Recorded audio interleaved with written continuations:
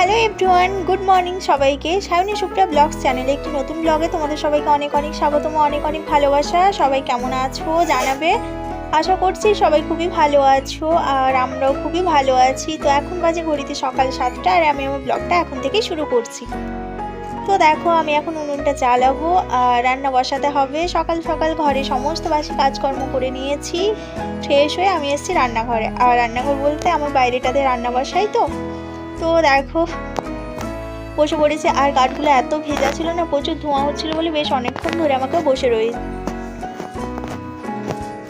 তো ভাতটা বসানো হয়ে গেছে, এবার চালটা দিয়ে দেবো, তারপরে অন্যান্য সব কাজকর্ম আছে, চাটা বানাতে হবে। আর আজকে সকালের দিক করে বৃষ্টি পড়ছিল বলে না কাজে ভীষণই অসুবিধে হচ্ছে। ওই বৃষ্টির মধ্যে কোনো কাজকর্ম করা যায় না, বাইরেটা ঝাড় দেওয়া হয়নি, ঘরগুলো ঝাড় দেওয়া হয়নি। তো চলো ভাবলাম আগে রান্নাটাই সেরে নিই, তারপরে অন্যান্য সব কাজকর্ম করবো। আর কালকে রাত্রে না আমাদের সে রুটি হয়েছিল বলে আমি খাবারও খাই না, ভীষণ খিদে পাচ্ছে। তো চলো তাড়াতাড়ি ভাতটা বসিয়ে দিয়ে খাবারটা খেয়ে নিই।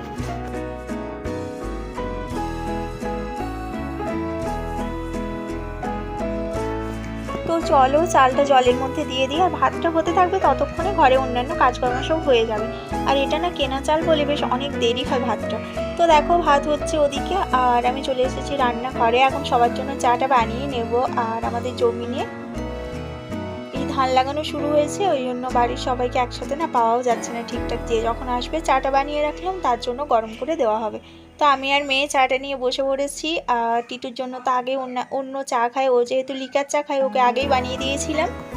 আর আমি আর মেয়ে চা নিয়ে বসেছি। এখন চা বিস্কুটটা খেয়ে তারপরে আমার সাথে ও সকালবেলা খেয়ে নেয়, এই একটা সুবিধে। তো চলো ওকেও খাইয়ে দিই আর আমিও ঝটপট করে খেয়ে নিই।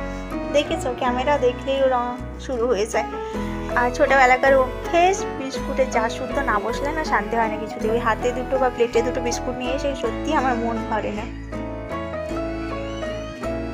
তো চাটা খেয়ে নিয়ে আমি এখন সবজি কাটতে বসেছি আর বাইরেটাতে বসলাম, কারণ এই লাউ ডাঁটার এত খোসা, এত নোংরা হবে না, ঘরটা নোংরা করে লাভ নেই।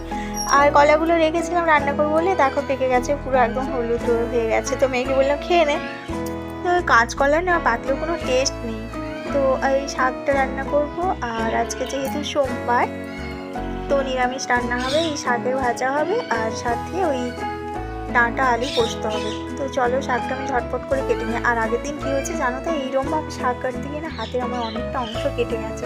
তো সেটা আর এখন দেখাতে পারছি না, কিন্তু ওই জামা কাপড় কাচার সময় বেশ অসুবিধে হচ্ছে, ঝাঁটা ধরতে ভীষণই হাতটাতে লাগছিল। আর এই বর্ষাতে না জলে সবসময় লেগে লেগে বেশ অনেকটাই ঘাটা হয়ে গেছে। তো ওষুধ লাগিয়ে শুয়েছিলাম, রাত্রেবেলা ব্যথাটা তাও একটু কমেছে। এইভাবে কাটছিলাম, হঠাৎ অন্যমনস্ক হওয়ার কারণে না হাতটা কখন কেটে গেছে বুঝতেও পারিনি।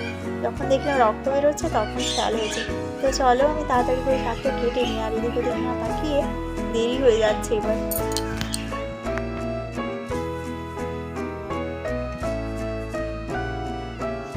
তরকারিটা আমি বসিয়ে দেবো, আর একপাশে ডাল বসিয়েছি, একপাশে তরকারিটা বসিয়েছি, তাহলে তাড়াতাড়ি করে হয়ে যাবে। বাইরে অন্যান্য দিন ডালটা বসাই, কিন্তু আজকে কাঠ ছিল না বলে না, এমনিতেই কাঠ নেই, তো সেই কেনা। ওই জন্য ভাবলাম না গ্যাসটাতেই বসাই, কাঠটা সচরাচর পাওয়া যায় না। গ্যাসটা তাও টাকা দিলে পাওয়া যায়, কিন্তু কাঠটা তো পাওয়া যায় না। তো নুন হলুদ দিয়ে আমি এটাকে বসিয়ে দিয়ে যাব পোস্তটা বাটতে। আগে অবশ্য বেটে নিলে হতো, কিন্তু আমার তো এত শর্ট বুদ্ধি। তো চলো এটাকে ঢাকা দিয়ে আর বাইরে ততক্ষণে আমি পোস্তটা বেটে নিয়ে আসি। আমাদের শিলনোড়াটা বাইরে, যেখানে আমি উনুনে রান্না করি, তো সেখানেই রাখা রয়েছে। এটাকে সারাদিন আমি বেশ ঢাকা দিয়ে রাখি, নাহলে মুরগি এসে না পা দিয়ে দেয়। আর মেয়ে এনে দেখো ছাতাটা রেখেছে, যেহেতু বৃষ্টি পড়ছিল ওই জন্য ফোনটার উপরে ছাতাটা খুব ভালো করে ঢাকা দিয়ে রেখেছে। মাঝে মাঝে খুব কাজ করে জানো। আর একটা ফোনের স্ট্যান্ড কিনেছিলাম, তো সেটা তোমাদের সাথে শেয়ার করাও হয়নি, আর না ভেঙে গেছে। এনে খুলছিলাম, হঠাৎ করে মেয়ে ওপর থেকে ফেলে দিয়েছে প্লাস্টিকের, তো সেটা ভেঙে গেছে। ভীষণই মনটা খারাপ করছিল, একদিনও ব্যবহারও করতে পারলাম না। তো চলো পোস্তটা বেটে নিয়ে এবার ঘরে যাই। তো ওদিকে আমার রান্না বান্না হয়ে গেছে আর আমি ঘরে এসে বসেছি। তো জানালার থেকে মেয়ে দেখতে পেয়েছে যে ওর বাবা আসছে। আর ভীষণ চিল্লাচ্ছে। এই দেখো টিটু এসে গেছে কাজের থেকে, আর কি এনেছে না এনেছে। তো হ্যাঁ, আগের দিন ডাক্তার দেখাতে গেছিলাম, কিন্তু তোমাদের সাথে সেটা শেয়ার করা হয়নি। মেয়ের রাগ দেখো, শুধু একবার বলেছে যে তোমার জন্য কিছু আনা হয়নি কোনো খাওয়ার, তো তাতে ওর ভীষণ রাগ হয়ে গেছে। ওর বাবাকে বলছে দেখাও ব্যাগের মধ্যে কি রয়েছে। বাবা মেয়ের এই আবদারটা না আমার দেখতে খুব সুন্দর লাগে। আর ওর বাবা এত ওকে রাগা করায় না, শুধু বলে তোমার জন্য কিচ্ছু আনিনি, চকলেট আনিনি, এই না সেই না, আর ও তত্ত্ব রেগে যায়। তো হ্যাঁ, যেটা বলছিলাম, আগের দিন ডাক্তার দেখাতে গেছিলাম, তো সেগুলোর আজকে রিপোর্টও নিয়ে এসছে। আমি এই জন্য বসেছিলাম যে তাড়াতাড়ি দেখাও, রিপোর্টে ডাক্তার কি বললো না বললো। তো বললো যে না, সব কিছু ঠিকঠাকই রয়েছে, সেরকম কোনো সমস্যা নেই।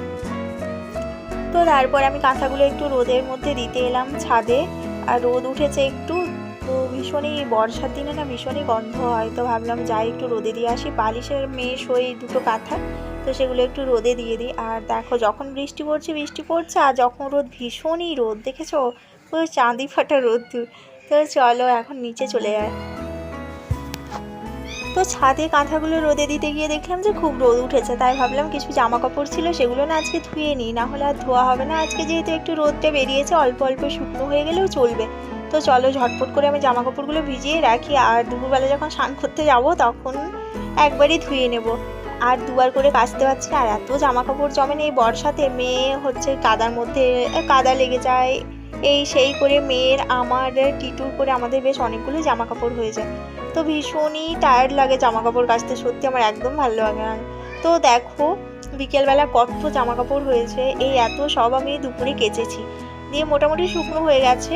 তো চলো এগুলোকে এখন বিকেলবেলা এগুলো গুছিয়ে রাখার পালা। আর এখন বাজে বিকেল 5টা।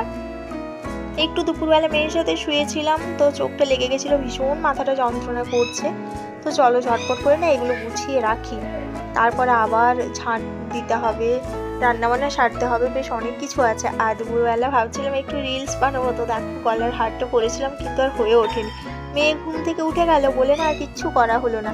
তো চলো এখন ঝটপট করে এগুলো গুছিয়ে রাখি। আর হ্যাঁ, বর্ষাকালে না এত জামা কাপড় হয়ে যায় কোথা থেকে যে, তো আমি মাঝে মাঝে ভাবি না একটু ছেঁড়া বা একটু পুরোনো জামা কাপড় পরা বর্ষাকালে বেটার, কিন্তু নতুনগুলো যেগুলো শুকনো হয় না, বাজে একটা গন্ধ বেরোয়, আর তার উপরে আবার ওই সেই শ্যাওলার দাগ, কালো কালো ছোপ পড়ে যায়। তো এই জন্য আমি এই কটা শাড়ি না অনেক দিন ধরে পরেই যাচ্ছে। আমি ভাবছি যতদিন না বর্ষাটা শেষ হচ্ছে ততদিন এদেরকে ছাড়ছি না। তো এত জামা কাপড়, হ্যাঁ আলনাটার অবস্থা দেখা, কোন দিন তো ভেঙেই পড়ে যাবে। মেয়ের আমার এত জামা কাপড় না, আর আজকে না খুব মন খারাপ করছিল, মাকে ফোন করেছিলাম, তো মা বললো যে চলে আয় একবার, বেশ অনেক দিন হলো ওই বাড়ি যাওয়াও হয় না। তো সামনে মেয়ের বার্থডে আছে, তো ভাবলাম কিছু কেনাকাটাও করতে হবে। তো জামা কাপড়গুলো গুছিয়ে নিই, তারপরে আবার তোমাদের সাথে দেখাবো।